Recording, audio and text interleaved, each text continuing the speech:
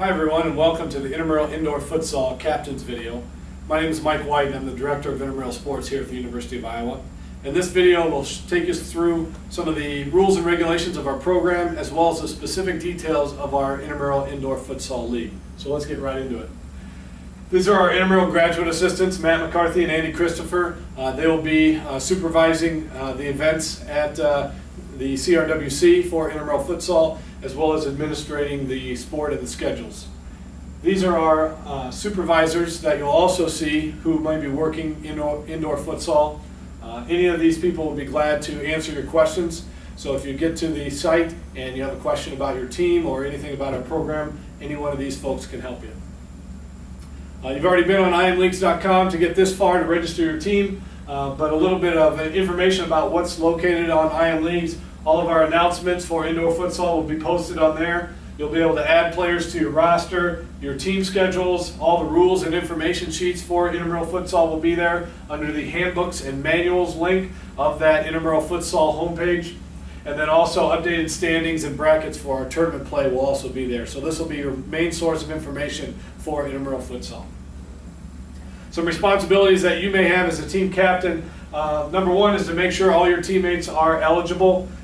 You have access to your team list on your own team page on imleagues.com. So it's your responsibility to make sure everybody is eligible. If they're not eligible, they will have a strike through across their name. So make sure your teammates are eligible before you show up to play. Also make sure your teammates know the sport and program rules and regulations. You can refer them to watch this video, or you can share that with them at your own time.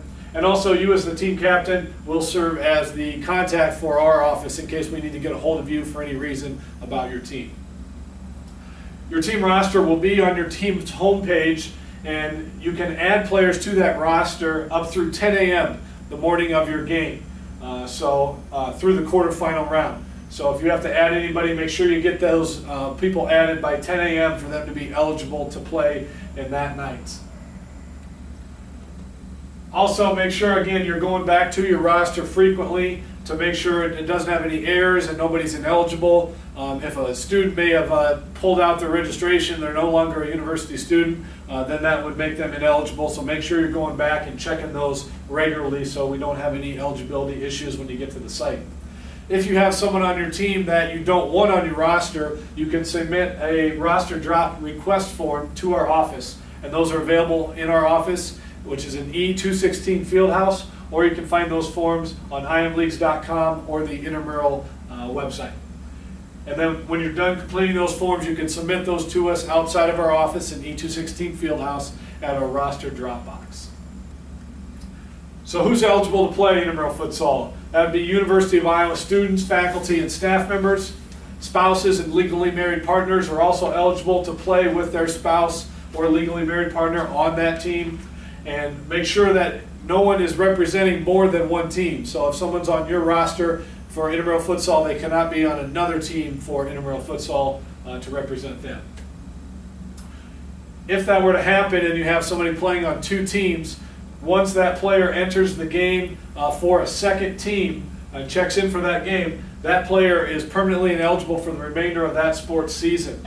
So make sure your players are only playing for your team, because if you do have ineligible players, you're going to have to forfeit that game in which they've played. So make sure you're staying on top of that as team captains. Also, intercollegiate athletes cannot participate in an intramural team sport in which they are an intercollegiate athlete. Therefore, if you have you cannot have a intercollegiate women's soccer player play on your intramural futsal team.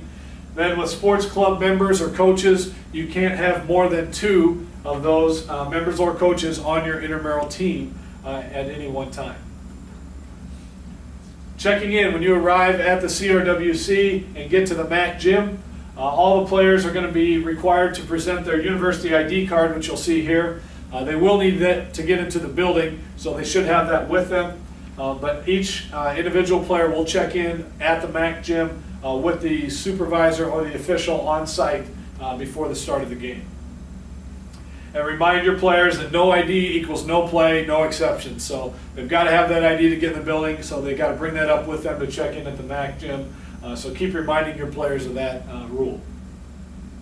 If we find that anybody's caught misusing a university ID, you are subject to suspension from intramural sports, and then we are also required to submit those misuse of a student ID to the Dean of Students office, because that is a violation of the student code of conduct. So just make sure everybody who's playing on your team is using their own personal ID. Participant conduct is something that's important to us in keeping a high level of sportsmanship within intramural sports. Anyone who participates in a fight while participating in intramurals is going to be suspended from all recreational services activities, not just intramurals, but everything for at least 1 calendar year. And then again, with these incidences, we are required to report any fights that we have to the Dean of Students office, and they are also able to add additional penalties as well that could lead to suspension or expulsion from the university. If anyone is ejected from a game because of misconduct, that person, along with the team captain, is required to meet with one of us as an intramural sports staff member. That ejected participant and you as the team captain will not be eligible to return to play in any intramural sport until that meeting has taken place. So if you get ejected or someone on your team gets ejected, you and the team captain will be required to meet with us, and you won't be eligible until that meeting takes place. And you will be suspended. The person that's ejected from the game will be suspended from that game they're ejected in, plus 1 additional game if they're ever suspended for unsportsmanlike conduct. Each night that you play intramural futsal, officials will be ranking your sportsmanship on a scale of 1 being excellent all the way down to 4 being poor. Any team that receives a 3 or 4 rating will be notified by our staff. If you do receive a 4 rating, the team captain will be required to meet with us as intramural staff members. And then this number here, 2.5, is key because you have to maintain a sportsmanship average between 1 and 2.5 in order to qualify for the playoffs and continue to move on in the playoffs. We have intramural students or intramural officials that are students here at the University of Iowa that will be your game officials for futsal. There may be a few that are certified in soccer via FIFA, NCAA, or the National Federation of High School Associations, but a lot of them won't. But each one of them will go through our training process where we tell them, teach them about the rules, the mechanics, and the positionings for intramural futsal. So please keep that in mind and work with us with our officials. If you have any questions about our officials or some issues, please bring those to the attention of our supervisors. Forfeits. Any team that's not ready to play within 10 minutes of your scheduled game time, they will forfeit that contest. And when we have a forfeit, that team captain then is automatically charged on their U-bill a forfeit fine of $22.50 in futsal. And so once that gets charged, the teams do have a chance to earn a refund back of that $22.50 if you don't forfeit a second time throughout the rest of the season, including playoffs. If you do forfeit again, then that forfeit fine is kept, but if you don't, then we refund that back to that team captain's U-bill. One way to avoid a forfeit is to default the game. If you know you're not going to be able to make it, for whatever reason you're not going to have enough players, you can default that game so it will not be considered a forfeit. But if you do default multiple games, there are some fines associated with that because we do want players to play and teams to play for the nights that they sign up for. So your first default, you're not going to have any fine at all. If you default the second time, that's a 25% of the registration fee. A third time, hopefully we don't get that far, 50% of the registration fee. In order to default, you have to follow this rule here and let us know by noon the day of the game. And you can do that by emailing our GA, andrew-christopher@uiowa.edu, or calling our intramural office at 319-335-9292. So that has to be done by noon the day of the game in order for that to be a default. We do allow you to protest a misinterpretation or misapplication of a rule by our officials. However, we do not allow you to protest a judgment call. So if they are making a judgment call on whether a play is a penalty or not in futsal, that's not able to be protested. But something that's a rule that's misapplied or misinterpreted, you can do that. However, if you do that, you must call timeout immediately, bring the protest to the attention of the sports supervisor. They will rule on that. If you still disagree with the sports supervisor's ruling, you can protest to our intramural staff with a $5 protest fee. The next day by noon, in the next business day in our office in the field house. If you win that protest, then you get your fee refunded. In futsal, our t-shirt policy is everyone on your team has to have a matching colored shirt, with the exception of the goalkeeper, obviously. So when you show up with your team, each player should bring 2 shirts. They should bring a light color and a dark color. So a light color would be a white or a light gray or something like that, and then a dark color could be pretty much any other color, as long as one's light and one's dark. So that way when we get there, we'll have one team wear the light and one team wear the dark. Team schedules. As of Wednesday, October 10th, we'll have all the team schedules done for futsal, and those will be posted on our website under the imleagues.com, under the futsal sports section, and the games will begin on Monday, October 15th for indoor futsal. Also, the standings will be posted for futsal on our intramural bulletin boards in the field house on imleagues.com, and for each section or each division of 4, the top 2 teams will qualify for the playoffs out of those 4.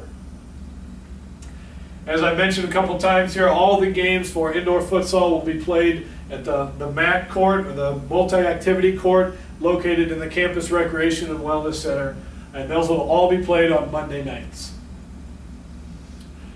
And now Tommy Shore, Assistant Director of Intramural Sports, will take us through the rest of the game rules. Hey everyone, as Mike said, my name is Tommy Shore, Assistant Director of Intramural Sports here at the University of Iowa. I'm going to go through some indoor futsal specific game rules so that you guys have an idea of what's going on and what rules we're playing by once you get out to the game sites. So as you can see here, we're going to play 2 15-minute halves with running clock. There's going to be no injury time, so for the first 15, or for the first majority of each half, the clock is going to run continuously, basically no matter what happens unless a timeout is called. Clock will stop on all violations and other dead balls in the last minute of each half, so those first 14 minutes will be running clock, that last minute of each half, and any overtime if necessary will be running clock, and that last minute will be stop clock. If there's a blowout, it happens in intramural sports. If a team is ahead by 8 or more goals at the 2-minute mark of the second half, so 2 minutes remaining in the second half, that game will be ended at that time due to the mercy rule. To play, you need 5 players on the court at a time, one of which will be the goalkeeper. So you've got 4 fielders, for lack of a better term, even though they're playing on a court. We're going to call them fielders, and you'll have 1 goalkeeper. Jewelry, an intramural sports rule, applies to indoor futsal too. All jewelry must be removed before the start of the game. The only exception to this is medical alert jewelry, a necklace or bracelet or something, and that must be taped down. All other jewelry must come off, cannot be taped down. It's a liability for us, and we want players to be safe and not get caught in jewelry or get injured because of it. So some examples of jewelry, you can see there any visible piercing, rings, necklaces, bracelets, the Livestrong silicone bracelets, all that stuff must come off prior to the game starting. At the beginning of the game, there will be a coin toss or rock, paper, scissors, whatever you guys decide to do as captains with the official present. The team winning that coin toss will choose which goal it wants to defend in the first half. The team losing the coin toss will kick off to start the first half, and for the second half, the choices will flip-flop, and the team that won the coin toss will kick off to start the second half.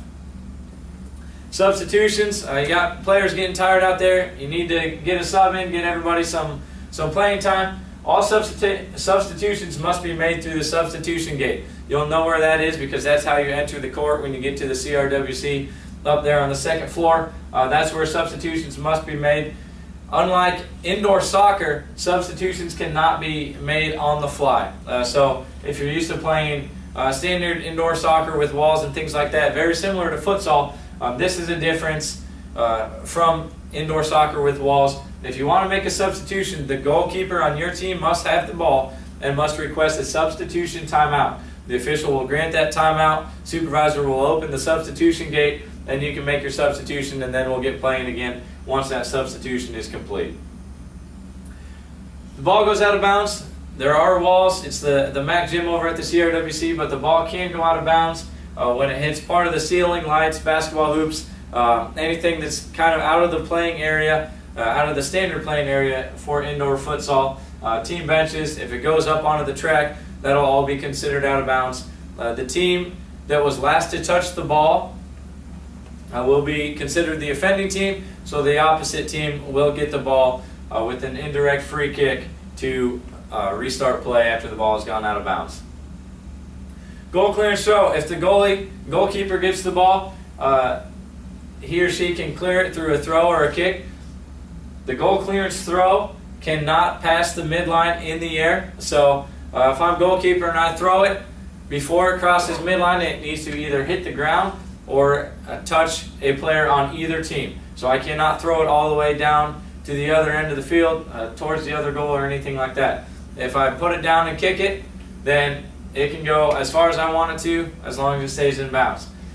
And with indoor futsal, if the goalkeeper gets it, the keeper cannot keep the ball, hold on to it in his or her hands for more than 5 seconds. Fouls and misconduct, very similar to standard soccer. Some direct free kick fouls. These are examples. This isn't an exhaustive list. Kicking, tripping, or striking an opponent, pushing, holding, or charging an opponent, handball, slide tackling an opponent. The key to intramural sports is sportsmanship and safety, so these rules are in place for those purposes. Some indirect free kick fouls, playing in a dangerous manner other than the direct free kick fouls, intentional obstruction of opponent while playing the ball, charging at a goalkeeper in the penalty area, goalkeeper violation for the goal clearance throw, something like that, and an illegal substitution. If you open that gate and try to make a substitution on the fly, that'll be an indirect free kick foul. The yellow card, if you've played soccer before, you're familiar with what a yellow card is. Some examples of what might lead to a yellow card, basically a caution, is a substitution violation again, which results in an indirect free kick if you substitute improperly. Arguing the decision of the officials, that's in relation to poor sportsmanship. We don't want you to be arguing with the officials. Asking questions in a mature professional manner is fine, but arguing with them is not. Behaving in an unsportsmanlike manner towards the officials or to the opposing team, or wasting time kicking the ball up on the track on purpose, things like that, are yellow card worthy offenses. 2 yellow cards equals a red card, but you do not have to get 2 yellow cards to get a red card. If you do something like listed here, serious violent play, violent conduct, or fighting, the persistent foul, abusive, or language can lead to a red card, which is an ejection from the game. If there is a red card, it will result in an indirect free kick for the non-offending team, the team that did not get a player ejected. The offending team must play down a player for the remainder of the game. So if someone gets a red card on your team, you're going to be playing 4v5 for the rest of the game. And if 2 or more players get a red card ejected from the game on the same team, that game will end and that offending team will be put down for a default and will automatically lose that game. If the game is tied at the end of regulation time, we'll have a golden goal overtime period. That period is 5 minutes in length. First team to score a goal wins. If the game remains tied at the end of the overtime period, the game will proceed into a shootout. And for the shootout, each player on each team, 5 kicks will be taken by 5 different players on each team. It doesn't have to be the 5 players on the court at the end of regulation or anything like that. It'll be 5 players, including the goalkeeper, that you can pick. If it's still tied after 5 kicks from each team, alternating in order, then we'll go one by one, alternating teams kicking until the tie is broken. If we go into this 1-to-1 shootout, then any player that has not kicked must kick before a player can kick a second time. So if someone kicked first in the 5-kick shootout and you have 8 players on your team, that player cannot kick again until all 8 players have kicked their first penalty kick in the shootout. Officials training. If you're interested in being an intramural sports indoor futsal official, we'd love to have you. Our training for indoor futsal will be Thursday, October 11th at 6 p.m. It'll be in room 201 of the field house. You'll need to bring your university ID to get into the field house. And again, anyone interested in officiating indoor futsal, if you as a team captain are watching this and it interests you, or you know some people with soccer officiating experience, or some people that would be interested, let them know. This is when the training is, and we'd love to see you there. Buffalo Wild Wings Intramural Sports Points Championship. This is something we do every year. Our partnership with Buffalo Wild Wings as a sponsor of our Intramural Sports program. Points are awarded to teams throughout the year in every sport in which those teams participate. Points are based on each team's finishing position, so if you win the league, get that Intramural Champion t-shirt, you'll also get the most points, and then second place, third and fourth, and down the line based on how you finish. Keep the same team name for every sport in which you participate throughout the year. You will accumulate points, and the team with the highest point total at the end of the year will receive some prizes. Champions will be awarded in the men's, women's, fraternity, sorority, and co-rec divisions. So for purposes of indoor futsal, it'll be likely co-rec points that you will get. The championship trophy, $100 gift card to Buffalo Wild Wings, and a Buffalo Wild Wings championship t-shirt are what the winners of each division will receive for the Buffalo Wild Wings Intramural Sports Points Championship.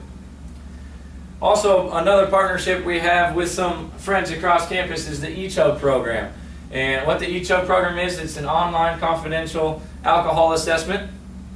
And what our offer to you as intramural sports participants is, if you have 75% of the players on your final team roster complete the ECHO assessment, you will get your entry fee refunded to you. So if you have 8 players on your roster at the end of the season, if 6 of them complete that ECHO assessment, your team will get refunded its entry fee. Details on that are available on our Intramural Sports website through Recreational Services, also on imleagues.com. Waitlist meeting, if you're signing up and the leagues are full and you are on the waitlist, we will have a waitlist meeting for those team captains on Tuesday, October 9th at 2:00 p.m. in room 201 of the field house.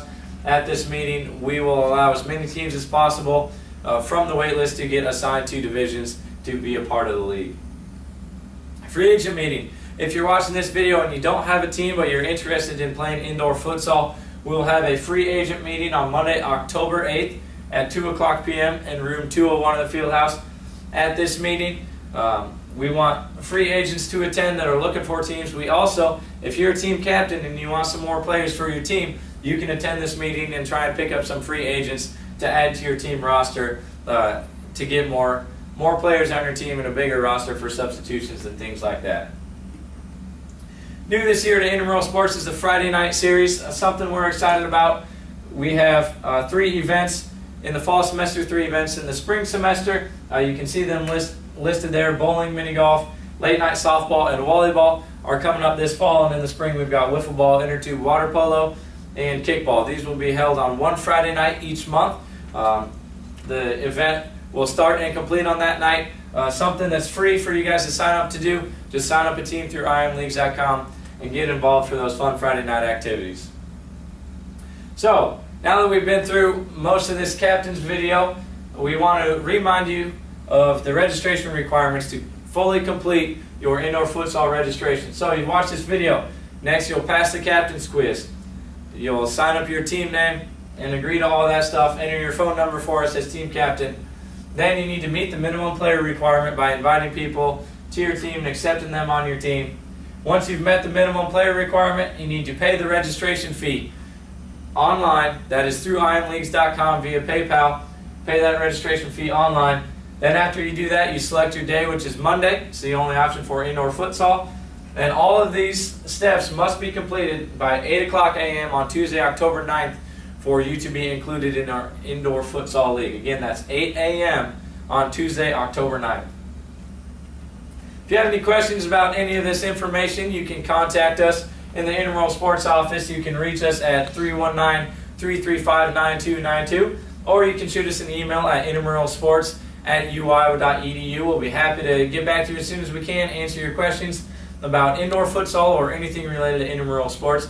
Again, feel free to contact us anytime with any questions you have. That concludes the Indoor Futsal Captains video. We thank you for watching. Again, any questions, let us know, and we look forward to seeing you out there on the court this year, and good luck.